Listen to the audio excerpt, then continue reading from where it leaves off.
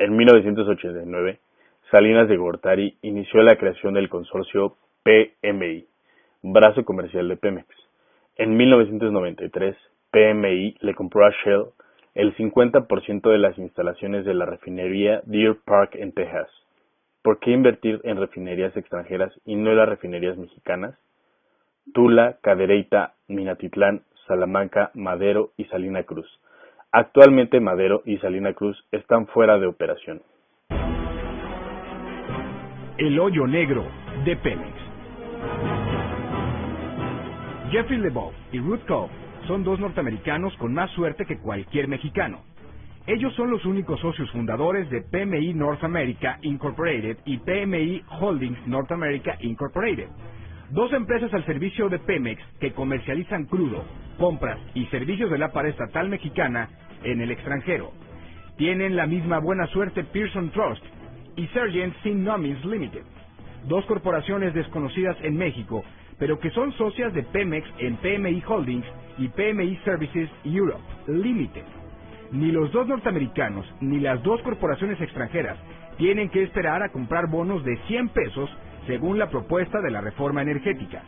Desde hace 20 años, y sin que sea información pública, estos extranjeros sirven de fachada para legitimar operaciones internacionales de la petrolera mexicana, y gracias a ello, sus empresas no están sujetas a ser auditadas por las leyes mexicanas.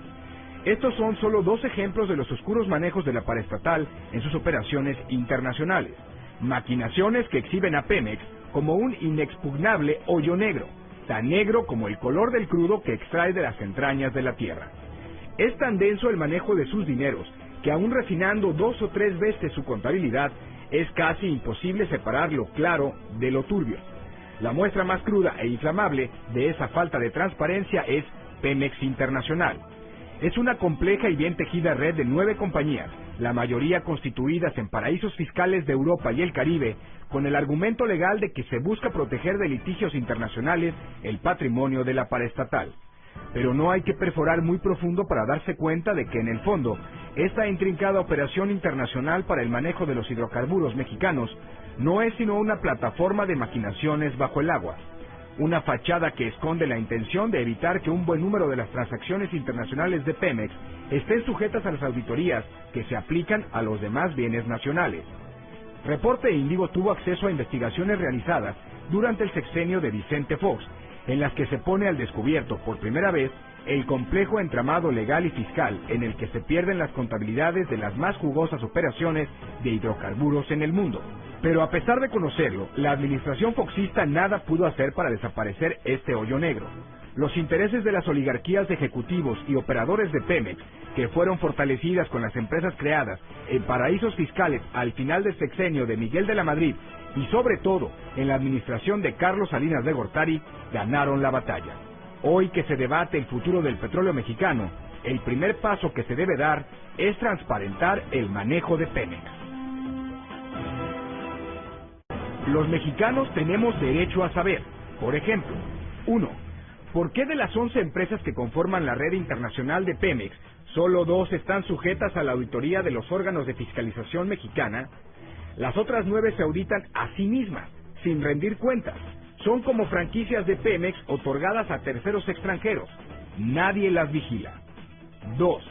¿Por qué 2 norteamericanos, Jeffrey Leboeuf y Ruth Cobb, aparecen como los propietarios únicos de las 2 empresas que comercializan bienes y servicios de Pemex en el extranjero?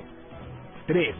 ¿Por qué 2 empresas extranjeras, Pearson Trust y Sargent Inc. Nominated Limited, que figuran como socias de Pemex Holdings y Pemex Europa, nunca son mencionadas en las estructuras controladas por Pemex Internacional? 4. ¿Por qué los balances de esas operaciones internacionales no pasan por el Consejo de Administración de Pemex? Con documentos en mano, Reporte Índigo consultó a fiscalistas sobre el esquema de PMI. Su conclusión fue que los mecanismos legales y fiscales aplicados permiten presumir una bien montada red para no transparentar operaciones e incluso para ocultarlas. Advirtieron que este esquema es abiertamente violatorio a la Constitución mexicana, la cual prohíbe que terceros, que no sea el gobierno mexicano a través de Pemex, puedan ejercer soberanía sobre los contratos de venta de hidrocarburos nacionales. Dicha legislación fue impuesta en el sexenio de Adolfo Ruiz Cortines para evitar que continuara la simulación de concesiones a terceros para comerciar el crudo mexicano, práctica que fue muy socorrida hasta el gobierno de Manuel Ávila Camacho. En ese entonces, Pemex vendía el crudo a un puñado de coyotes de energéticos nacionales y extranjeros, quienes con esa patente de distribuidores lo colocaban en el mercado internacional, obteniendo a cambio jugosas comisiones. Vinieron los tiempos de José López Portillo. A finales de su sexenio, apareció el escándalo de la venta de crudo mexicano en el mercado de Rotterdam, Holanda. El nombre de la hermana incómoda, Margarita López Portillo, apareció detrás de esas operaciones de crudo mexicano en el mercado spot europeo. Hasta que llegó el sexenio de Miguel de la Madrid y el subsecuente de Carlos Salinas de Gortari, apareció la figura legal de PMI, Pemex Internacional. Su objetivo era comercializar el petróleo, colocar fondos en certificados, financiar operaciones como Pidiregas y dar servicios desde el extranjero a Pemex.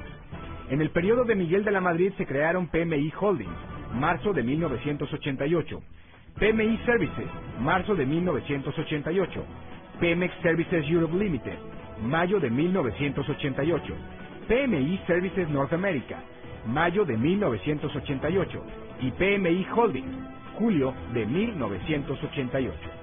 Cuando gobernó Carlos Salinas, se crearon PMI Comercio Internacional SADCB, mayo de 1989, PMI Holdings North America, julio de 1992, PMI North America SADCB, enero de 1993, Deer Park Refining, febrero de 1993, y PMI Trading Limited, mayo de 1993.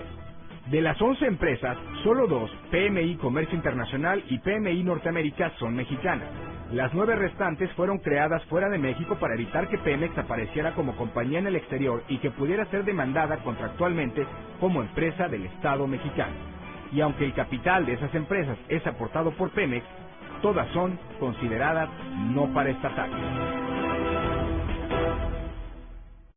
Ese hecho legaloide les permite estar al margen de la legislación que se aplica a todas las empresas que pertenecen al gobierno. Con eso se le da vuelta a todo tipo de controles, incluidos la contabilidad oficial, presupuestos, controles de la Auditoría Superior de la Federación, de la Secretaría de la Función Pública y de Transparencia. Simplemente se auditan ellas mismas. Pero incluso, partiendo del supuesto de que todo lo que hace PMI sea válido, el Consejo de Administración de Pemex tendría que recibir cuentas de esas operaciones, y eso no sucede. Si acaso las decisiones comerciales de PMI pasan por el llamado Comité de Comercio Exterior de Petróleo, pero el hecho que llama la atención es que ese comité no existe jurídicamente.